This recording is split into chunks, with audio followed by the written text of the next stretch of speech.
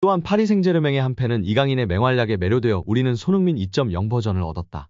또한 우리가 이강인을 영입한 것이 너무나 자랑스럽다. 지난 2년간 파리가 영입한 미드필더 중 최고다. 이는 메시 영입 이후 최고의 영입이라고 칭찬한 것인데요.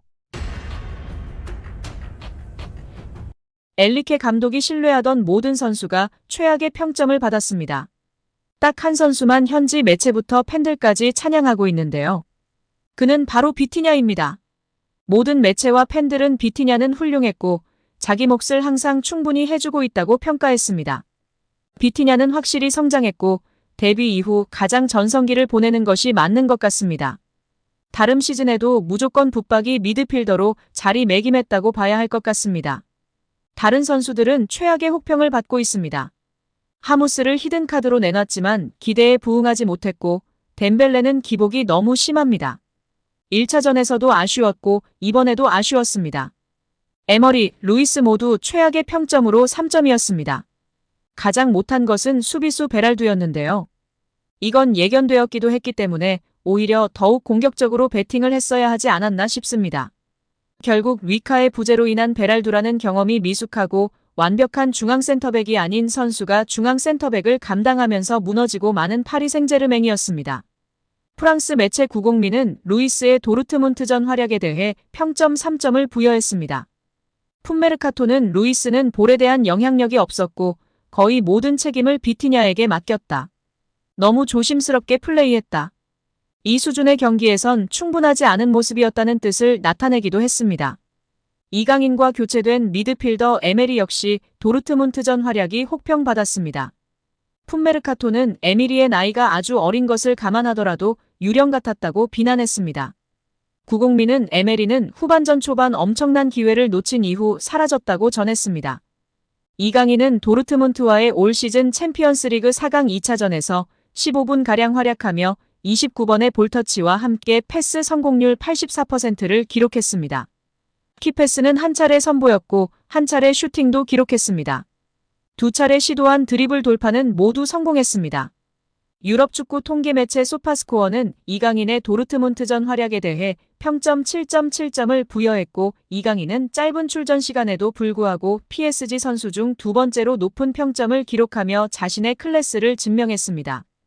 여기에 덴벨레와 이강인 관련 국내 축구 전문가의 주장도 현지 팬들의 주장에 힘을 실어주고 있습니다. PSG는 지난 1차전에서 다소 무기력했습니다. 세계 최고의 공격수인 킬리안 음바페를 데리고도 도르트문트를 많이 위협하지 못했습니다. 원정길에서 패배를 맛보고 돌아왔기에 홈에서는 반드시 공격적으로 달라진 모습이 필요했습니다. 경기장에서 벌어진 일만 놓고 본다면 한 경기에서 6번이나 골대에 맞는 지독한 불운에 시달렸기 때문에 PSG의 패배는 승리의 여신이 도르트문트를 선택해서 나온 결과일 수도 있습니다. 그러나 우스망 덴벨레를 지독하게 신뢰한 엔리케 감독의 선택을 짚고 넘어갈 필요가 있습니다. 덴벨레는 이번 시즌을 앞두고 PSG가 바르셀로나에서 전격 영입한 선수인데요. 시즌 내내 활약상은 좋았습니다. 유려한 드리블과 음바페와의 조합은 분명 덴벨레가 가진 무기였습니다. 시즌 전체적인 활약상에 있어서도 덴벨레보다 더 좋은 활약을 보여준 우측 윙포워드는 없었습니다. 이런 덴벨레의 최대 단점은 기복입니다. 덴벨레는 뛰어난 활약을 보여주는 경기에서는 어느 선수도 막지 못할 것처럼 맹활약하지만 부진한 경기에서는 완전히 지워지는 모습이었습니다. 이번 도르트문트와의 2차전이 후자에 속했습니다. 덴벨레는 우측에서 도르트문트 수비에 균열을 만들지 못했습니다. 드리블 실력 대비 볼 간수 능력이 좋지 않은 단점을 가지고 있는 덴벨레는 경기 내내 단점밖에 보여주지 못했습니다. 축구 통계 매체 소파스코어의 자료에 따르면 덴벨레는 이날 턴오버를 무려 34번이나 저질렀습니다. PSG의 전체 턴오버가 142회였기에 덴벨레는 팀 전체 턴오버에서 24%나 차지했습니다. 반드시 득점이 필요한 상황에서 턴오버만 나오고 있는 덴벨레를 끝까지 경기장에 남겨둘 이유는 전혀 없었습니다. 덴벨레는 이날 슈팅도 단 1회에 그쳤습니다. 원래부터 덴벨레는 득점에 능한 선수도 아닙니다. 측면에서 돌파로서 자신의 존재감을 보여줘야만 덴벨레를 기용하는 이유가 증명됩니다. 이번 경기에서 덴벨레가 드리블에 성공한 횟수는 단 2회에 그쳤습니다. 덴벨레가 이번 시즌 통틀어 가장 저조한 경기력을 선보였는데도 엘리케 감독은 끝까지 덴벨레를 교체하지 않았다는 점이 문제입니다. 우측 윙포워드로 뛸 만한 선수가 없는 것도 아니었습니다. 이강인과 마르코 아센시오 역시 우측 윙포워드로 뛸 수 있습니다. 후반 30분이 넘어서 투입된 이강인이 경기장 안에서 가벼운 몸놀림을 보여줬기 때문에 차라리 덴벨레 대신 이강인을 우측에 넣어서 공격을 풀어가는 것도 좋은 대안이 될 수 있었습니다. 심지어 이강인은 이날 15분, 추가 시간까지 약 18분 동안만 경기를 소화했는데 팀 내 평점이 2위였습니다.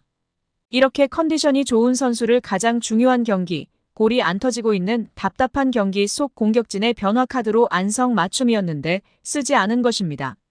골대가 지독하게 PSG를 외면한 것도 사실이지만 덴벨레를 교체하지 않는 소극적인 운영을 보인 엘리케 감독의 판단도 매우 아쉬운 경기였다는 평가가 줄을 이루고 있습니다. 프랑스 매체 레퀴프에 따르면 음바페가 이탈하면서 파리 생제르맹은 2억 유로를 절약할 수 있게 됐고 이 금액은 선수 영입에 투자하기로 했다고 전했습니다. 포르투갈 매체 아볼라에 따르면 하파엘 레앙과 빅터 오시멘이 유력 후보입니다. 이 가운데 레앙은 음바페와 마찬가지로 최전방 공격수는 물론이고 측면 공격수까지 소화할 수 있다는 장점이 있습니다. 엘리케 감독이 선언한 대로 이강인의 주전 경쟁 역시 더욱 심화될 전망인데요. 아볼라는 중원 보강도 있을 예정이라며 나폴리 흡이차 크바라헬리아와 맨체스터시티 베르나르도 실바 영입을 시도할 수 있다고 전했다. 특히 실바는 이강인과 같은 왼발잡이에다가 플레이 스타일이 비슷한 선수로 평가받아왔습니다. 반대로 파리 생제르맹을 떠날 가능성이 제기된 선수들도 있습니다. 미드필더 카를로스 솔레르와 우가르테가 대표적입니다. 로마노 기자는 솔레르에 대해 이번 여름에 떠날 것으로 예상한다. 파리 생제르맹에선 이제 끝났다. 에스턴 빌라가 관심이 있는 것이 사실이며 스페인에서도 수요가 있다고 설명했습니다. 이강인의 입단 동기인 우가르테는 이탈리아와 연결되고 있습니다. 레키프는 PSG는 마누엘 우가르테를 판매하려 하고 있다. 그를 이탈리아의 유벤투스와 AC밀란에 제의를 했다. 우가르테는 PSG가 자신에게 신뢰가 없다는 것을 알고 있다고 이날 알렸습니다. 여기에 이번 이적은 잭팟이다. PSG가 이강인을 영입해 대박을 터뜨렸다고 프랑스 언론이 극찬했습니다. 프랑스 매체 르텐스포르트는 이강인은 널리 알려진 선수는 아니었지만 정말 히트작이었다라고 높이 평가하며 화제입니다. 이강인은 2022년도 시즌 스페인 프리메라리가에서 강등권 수준의 마요르카를 9위로 끌어올렸습니다. 2021년도 시즌 16위였던 마요르카는 이강인을 앞세워 돌풍을 일으켰습니다. 이강인이 떠난 이번 시즌은 18라운드 현재 다시 14위로 떨어졌습니다. 이강인은 잠재력을 인정받아 향후 유럽을 대표할 유망주로 거론되긴 했으나 널리 이름을 떨친 수준까지는 아니었습니다.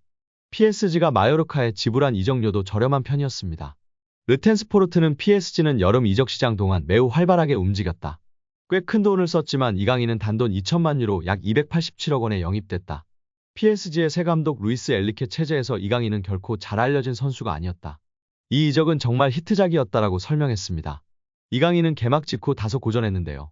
부상도 겹치며 힘든 출발이었습니다. 그러나 10월 아시안게임 금메달을 차지하면서 반등에 성공했습니다. A매치, 프랑스 리그, 챔피언스 리그에서 연달아 골을 터뜨렸습니다. 엘리케 감독은 이강인을 좌우 윙포워드 및 미드필더로 여러 포지션에 기용해 활용도를 극대화했습니다. 르텐스포르트는 루이스 캄포스 단장이 스페인으로 직접 날아가 이강인을 잡았다. 이강인은 앞으로 활약이 기대되는 선수로 유명해졌다. PSG는 이강인과 함께 도박을 했다. 지금까지는 모든 면에서 성공이다라고 긍정적으로 바라봤습니다. 마케팅 측면에서도 성과가 뚜렷한데요. 르텐스포르트는 경기 내적인 측면을 넘어 이강인은 상업적으로도 진정 히트를 쳤다. 이강인의 이름이 새겨진 셔츠가 판매량이 급증했다. PSG 관계자에 따르면 세계적인 유니폼 판매량은 킬리안 음바페와 동등한 수준이라고 혀를 내둘렀습니다.